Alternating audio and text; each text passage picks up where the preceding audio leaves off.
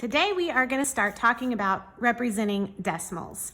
So there are some vocabulary words that you're going to need to know. Decimal is one of them. A decimal is just a number that is less than one whole. So you also have decimal point, and the decimal point is the little dot that separates the whole numbers from the decimals. And then we are going to really focus on tenths and hundredths today. And then we are going to represent tenths and hundredths in different ways. So let me put those back and we'll get ready by gluing in our page. So just cut on the dotted lines and then glue it down to your next blank page.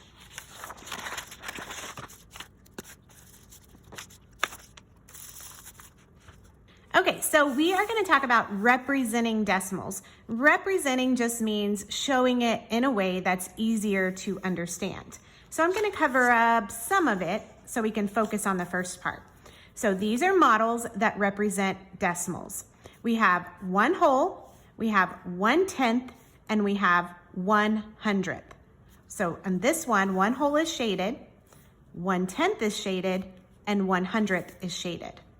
Now this might take a little bit of getting used to because normally when you've seen this, it's looked like this and it has represented 100.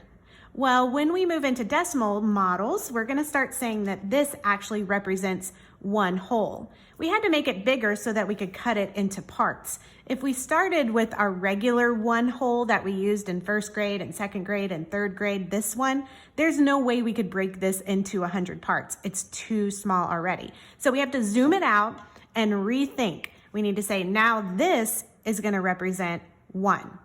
If we break this into 10 equal parts, each part will look like this.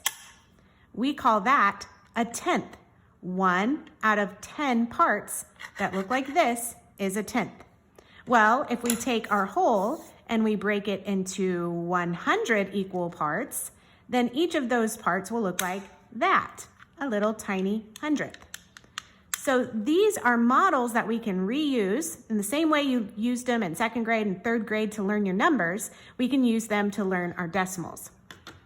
So a whole is just one whole. It's a 1 in the ones place. So if you have a 1 in the ones place, that's a whole. This is 1/10. 1/10 is one part out of the 10 parts the whole was cut into. And 1/100th is one part out of the 100 parts that the whole was cut into. So tenths are small and hundredths are even smaller. If we go back and look at our number chart, our place value chart that we learned about a while back, we can see that if here's the ones place, if we move to the right, the first place after it is the tenths place. And that's because, remember, if you move to the right, it gets 10 times smaller. So a tenth is 10 times smaller. If you move one more place to the hundredths place, it's going to be another 10 times smaller. So a hundredth is 10 times smaller than a tenth. Just by looking at the model, you can see that.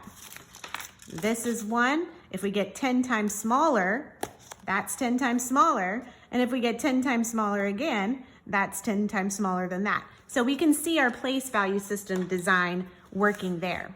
So this is one way we can represent tenths and hundredths on a model. But now let's look at another way we can represent tenths and hundredths on a model, and that is with money. So the whole can represent $1. If you have $1, that's a 1 in the ones place. It's worth one whole dollar. But sometimes we can break up that dollar. The dollar can have parts of a dollar. So if we break up this dollar and we make it have 10 equal parts, then each of those equal parts would be a dime. So a dime is a representation of a tenth because it takes 10 dimes to make a dollar. So a dime is 1/10. Notice how though we write the money 10 cents. We have 1 dime circled or squared. So that means we're going to put a 1 in the tenths place. Notice the first spot after the decimal is where that 1 is written. we had to put the 1 in the tenths place of our place value system. So if this is 10 parts make $1, this is 100 parts make $1. So what coin takes 100 to make $1? Well, that's a penny. So a penny can represent 1/100th. A penny is 1/100th of $1. So if we look at how this number is written in standard form, we see that 1 because we have 1 penny squared, but it is written in the second place after the decimal point. It's written in the hundredths place. If we would have put it here, it would have represented 1/10, not 1/100th. So we had to use a placeholder 0 so that we could get this 1 into the hundredths place. So when you're dealing with money, I always think of dimes as being the tenths spot and pennies as being in the hundredths spot. In fact, we can even add that to our chart. So I'm going to go back to our place value chart, and right where it says tenths, I'm going to put dime. Sometimes it's easier for us to think of things in money because we're used to using money in real life. The hundredths spot is the penny. All right, so now we are going to use what we just learned and shade models ourselves. So we'll start with this one. It says we need to shade 0.05. So the first thing you need to do is read this number correctly. We don't want to just say 0.05. So there's a little rhyme that can help you know how to read decimals. And it goes like this. First we say the name as if there were no dot. Then we say the name of the last place value spot. So if I look at this number as if there were no dot, the number would be called 5. There's no other way to say that than 5. But then we say the name of the last place value spot. So this number we see has 2 places after the decimal, the tenths place and then the hundredths place. So the last place value spot is the hundredths. So to read this number, we say 5 hundredths. Now we're going to shade this number. So remember, a hundredth is like a penny or a small cube. This represents 100 parts that it takes to make one whole. So we just need to shade in 5 of these. So I am going to very carefully shade in 1, 2, 3, 4, 5. I have now shaded in 5 hundredths. Just by looking at it, I can tell it's half of a tenth. So 5 hundredths is half of a tenth. So now let's look at the next one. Here we have 0.22. So how do we read that number? Well, first we say the name as if there were no dot, so 22. Then we say the name of the last place value spot. So the last one again is the hundredths place. So this one is 22 hundredths. So we need to shade in 22 of those, 22 hundredths. But there is a little trick here, and that is how place value works. So the first place value spot is a tenth. That means I can just shade in 2 of these because this number has 2 tenths. It also has 2 hundredths. So I could shade 2 of these and 2 of those, and it would make 22 hundredths. So I'm gonna do that. So that's 1/10, 2 tenths, 1/100th, 2 hundredths. So that is what 22 hundredths looks like shaded on a model. So now let's do the next one. So first we say the name as if there were no dot. So this, if we ignore the dot, this number is 40. It's not 4, it's 40. Then we say the name of the last place value spot. So the last place value spot is the hundredths place again. So this is 40 hundredths. So we could count and shade 40 of those, but you've probably already noticed that we have a 4 in the tenths place. This is a tenth, so we really just need to shade 4 of these. That's faster. You don't have to count to 40 if you just shade 4 of these. If I counted them up though, I guarantee you it would be 40. All right, the last one looks a little bit different because look, we have 2 holes and we're gonna have to shade a number that includes a whole number and a decimal. So remember, 1 in the ones place means the whole thing. So to represent the ones place, we have to shade in the whole thing. So this is how we represent a 1 in the ones place. Next, we have to do the rest of the number. So first we say the name as if there were no dot, so 14. Then we say the name of the last place value spot, hundredths. So this number is 14 hundredths. So we need to shade in 14 hundredths. I could count out 14 of those, or I could do one of these, since there's a 1 in the tenths place, and 4 of these. So this model represents 1 and 14 hundredths.